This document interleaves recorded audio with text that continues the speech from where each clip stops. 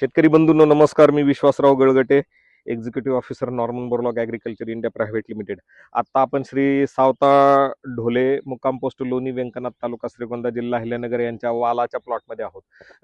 ढोले साहेब नमस्ते. नमस्कार. मला सांगा, वालाची जात कोणती हो? अंकुरचे 183. अंकुर 183. आणि लागवड तुम्ही बी डोबलेलं आहे? हो. किती दिवस झालं? एक 8-10 दिवस झाले. 10 दिवस झालेले आहेत. हा. आज 6 मे तारीख आहे.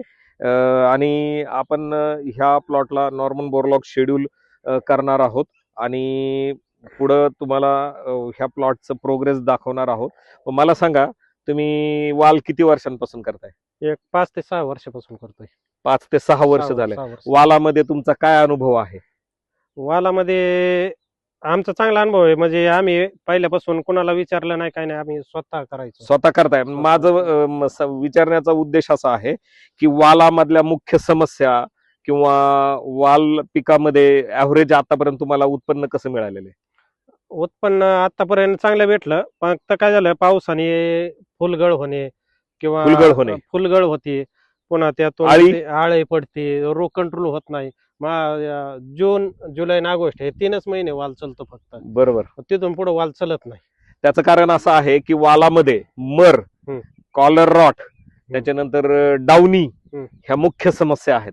डाउनी रोग किंवा भुरी रोग तुम्हाला ह्याच्या अगोदर जाणवलेला आहे का वालामध्ये? हा, आलेला आहे. फक्त 3 महिन्याच्या पुढं ज्यावेळेस पाऊस पडतो ना, ज्यावेळेस जास्त, तिथून पुढं जे प्लॉट जातो ना, 3 महिन्याच्या पुढं प्लॉट पुन्हा चालत नाही. नाही चालत. 3 महिन्याच्या वरती आतापर्यंत तुमचा प्लॉट चाललेला नाही. पाऊस काळ पिरियड जो आहे जून, जुलै, ऑगस्ट पर्यंत चालतो.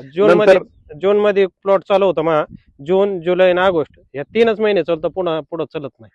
बरोबर. याची मुळी पॅक होती, नुसता हिरवागार राहतो, फुलं येतात, गळत येत, एकही शेंग लागले नाही. शेंग लागत नाही. त्याच्या पुढे हा जो प्रॉब्लेम आता तुम्ही सांगितलेला आहे, ह्या प्रॉब्लेमला आपण जर मात केली ह्या प्रॉब्लेम वरती आणि तुमचा प्लॉट पुढे चालू. साहेब नमस्कार.